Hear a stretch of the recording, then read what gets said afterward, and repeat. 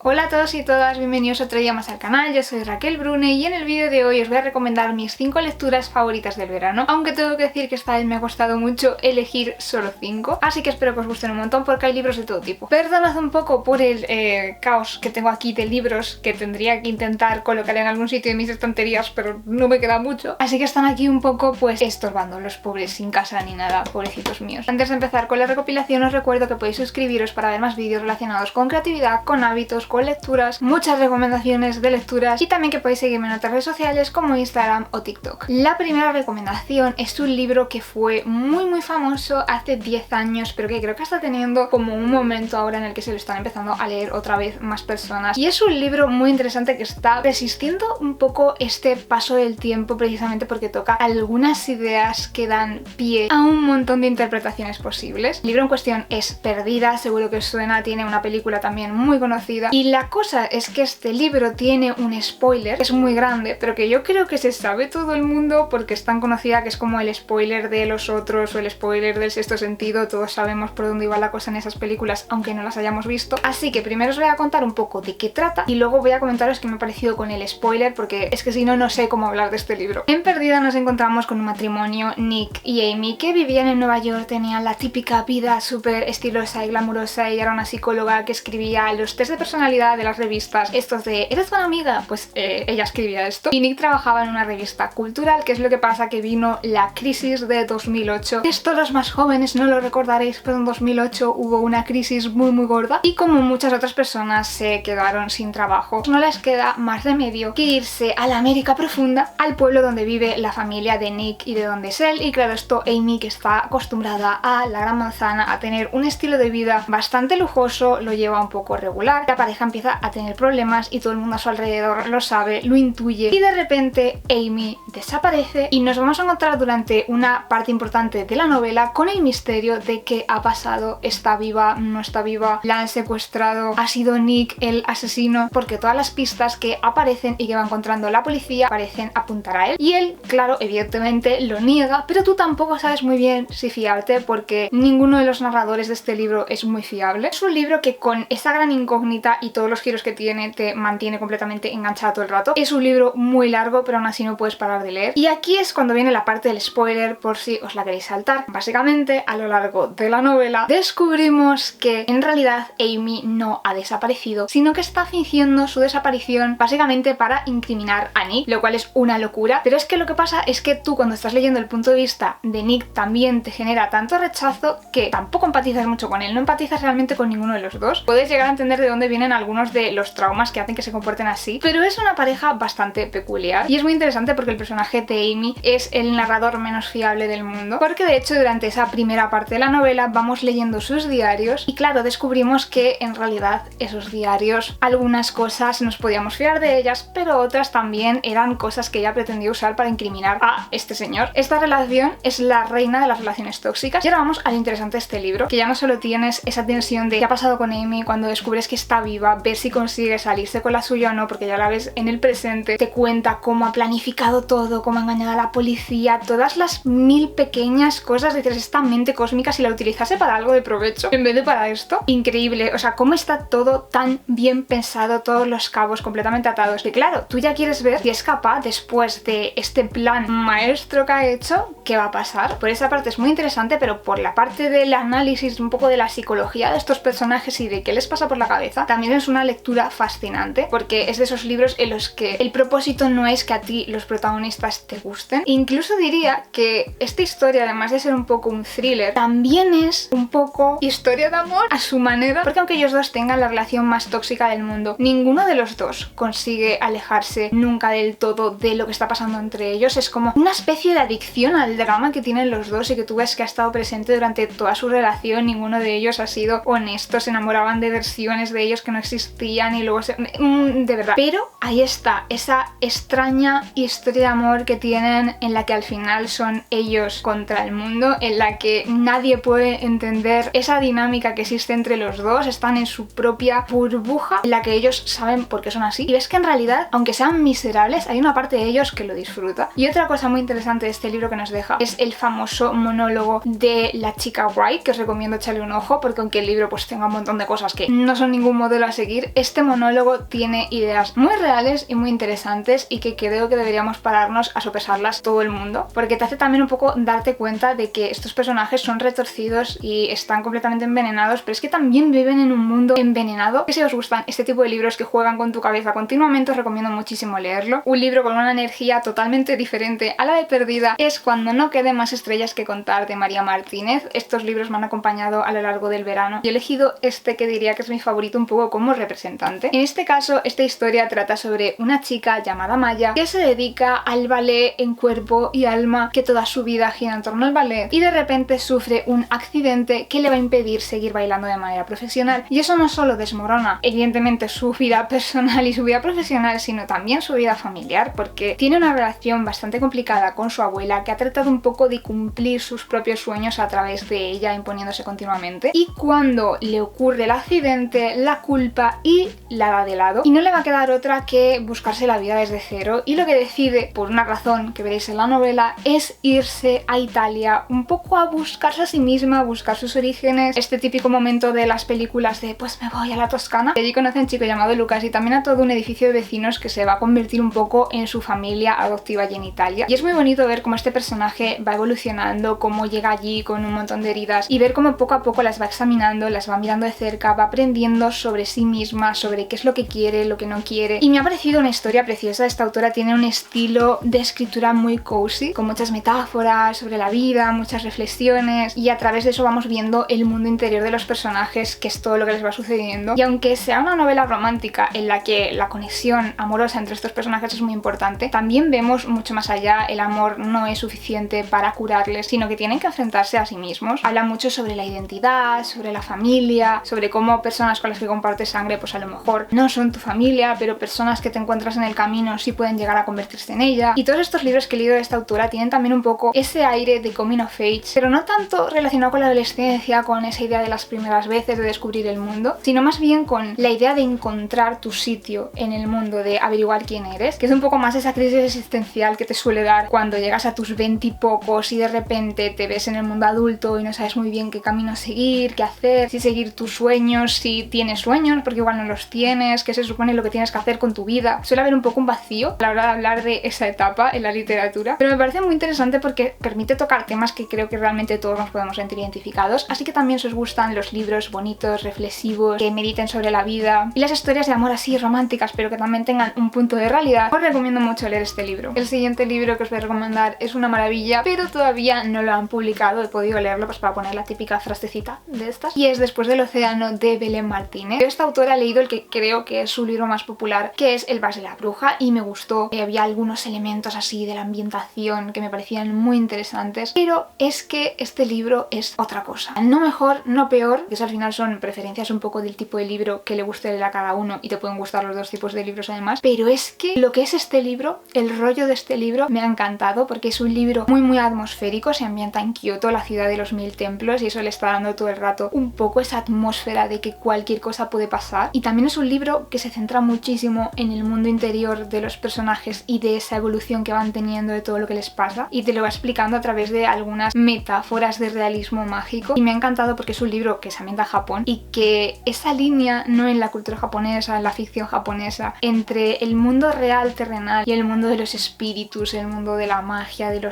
sobrenatural, es muy fina siempre. Es muy de película de estudios Ghibli, que me recordaba al leer este libro todo el rato, de que tú puedes cruzar y entrar en un templo y de repente estás en otro mundo y estás rodeado de espíritus, de demonios, etcétera, etcétera. Esa sensación un poco en una historia que es mundana y que se centra en el mundo real. Me ha encantado cómo juega con ese equilibrio, y la historia trata sobre Nanami, que es una niña que fue superviviente del terremoto tsunami que hubo en 2011. Igual algunos de los más jóvenes que no recordáis la crisis de 2018 tampoco recordáis este suceso, que fue trágico, y que este tsunami arrasó ciudades enteras, lo cual te pone ya con una carga emocional todo el libro bastante intensa, porque Nanami, por casualidad, ese día su familia y ella se mudaron y por eso se pudo salvar. Pero aunque se salvasen y fuesen a otra ciudad y tratasen de rehacer su vida, ella carga todavía con lo que ocurrió ese día, porque además tuvo una experiencia un poco también paranormal y le cuesta mucho pasar página porque tiene esa culpa de todas esas personas que quería, sus amigas, sus vecinas, todo, porque ella sobrevivió y todas estas personas no. Y lo que le sucede es que estando en el instituto conoce a un chico que también es superviviente del tsunami, y al conocerle todo eso que tiene un poco reprimido y con lo que va cargando vuelve a salir a la luz y va a tener que resolverlo. No os puedo contar mucho más porque lo interesante es leer el libro y descubrirlo. De hecho, para mí fue muy bonita esta experiencia porque leí el libro sin portada, sin sinopsis, sin absolutamente nada. A mí solo me mandaron un documento con un título y no tenía ni idea de qué tipo de libro me iba a encontrar. No me esperaba para nada algo así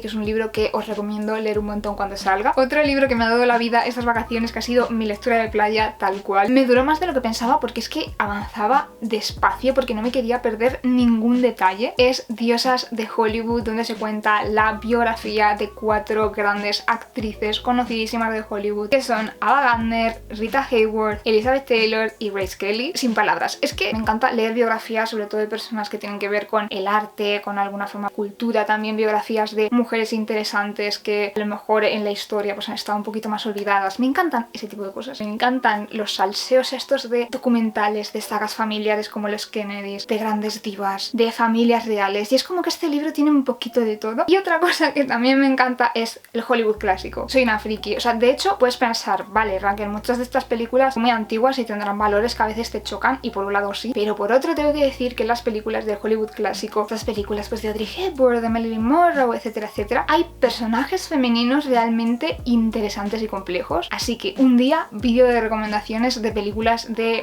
hace 50 años o de 70 años en blanco y negro. Digo hace 50 años porque en mi cabeza 1950 sigue siendo hace 50 años. Básicamente este libro, si os interesan este tipo de cosas, os va a encantar porque lo que hace es ir paso a paso describiendo un poco la vida, contándonos los acontecimientos más importantes de estas actrices, su trayectoria profesional, su salud, sus inquietudes, su matrimonio, sus hijos, lo que les pasaba por la mente, la imagen pública que tenían en ese momento, un poco de todo. Y es muy curioso porque al final son personas que han tenido experiencias vitales totalmente distintas a las del resto de personas, porque por un lado han vivido la fama, la fortuna, el tener una serie de privilegios, ¿no?, que les daba ese estatus de grandes estrellas de Hollywood que la mayoría no podemos entender. Pero a la vez eso también acarreaba un montón de traumas, de problemas de salud física y de salud mental que en aquella época pues se trataba un poquito regular, de adicciones, de matrimonios horrorosos, que es un patrón que vemos en el libro, ¿no? Como estas mujeres que eran fascinantes, inteligentes, talentosas,